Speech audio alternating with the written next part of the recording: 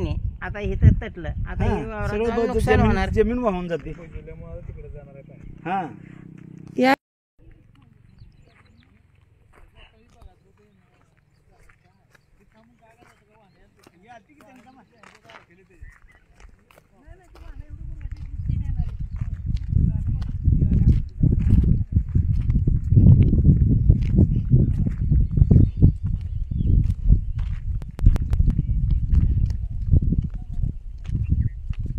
हा रस्ता इकडचा 12 फुटाचा असून त्यांनी ह्या रस्त्याला शेताचं कॉर्नर पुढे ढकलून पवनचक्की रिन्यू कंपनी यांनी हा रस्ता 20 फुटाचा नाही, जवळजवळ ही 20 फुटाचा रस्ता, 20 फुटाच्या जरा वरच असेल।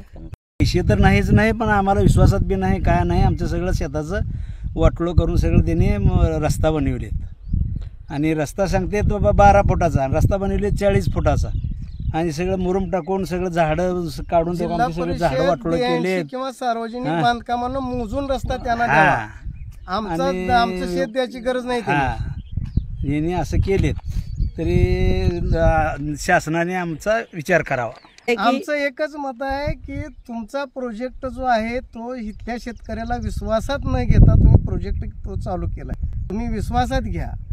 गावचे ग्रामपंचायतनं परवानगी दिली, याचा अर्थ गावच्या ग्रामपंचायतनं इथं निर्णय घेतला नाही, ही जमीन नाही, त्याचा काय संबंध नाही ग्रामपंचायत। शेतकऱ्याची विचारात न घेता ही निर्णय घेतलेले ते, आणि हे चुकीचे निर्णय आहेत इथले। मग आता तुम्हाला ह्याच्यावरती ती कंपनी जी आता पवनचक्की चालू उभारते त्याला चालू करण्याचं परमिशन द्यायचंय, आमच्याकडून देणार नाही, आमचं देणं घेणं नाही त्याच्याशी कसलंच।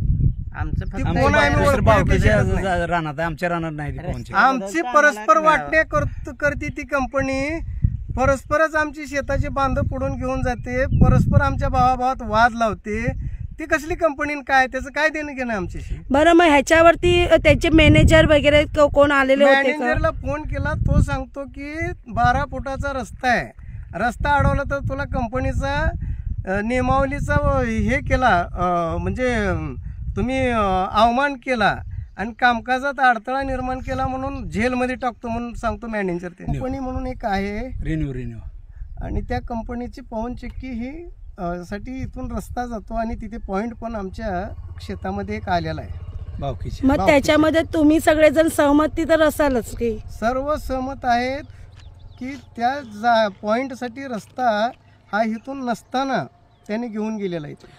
मग त्याचा मोबदला तर तुम्हाला दिलाच असेल? काही दिलेला नाही, 1 रुपया दिलेला, कुणालाही काही न देता त्याचे झाडं तोडून, एवढे वर्ष वाढवलेले सगळे झाडं तोडून रात्रीच्याला तोडले जातात, आणि दिवसा त्याने जर काय अडवलं तर रात्री ती सफाई केलं जातं, आणि वाहनं रात्रीच्याला घेऊन जातात, आणि शेतकऱ्याला दमदाटी करून पोलीस स्टेशनची गाडी आणून त्याच्या साक्षीनं घेऊन जातात। अशा पद्धतीचं काम चालू आहे। मग ह्याच्यावरती तुम्ही पोलीस प्रशासनाकडे गेलेला होतात? पोलीस प्रशासन जा बघू आम्ही येतो म्हणून सांगते, काय करणार।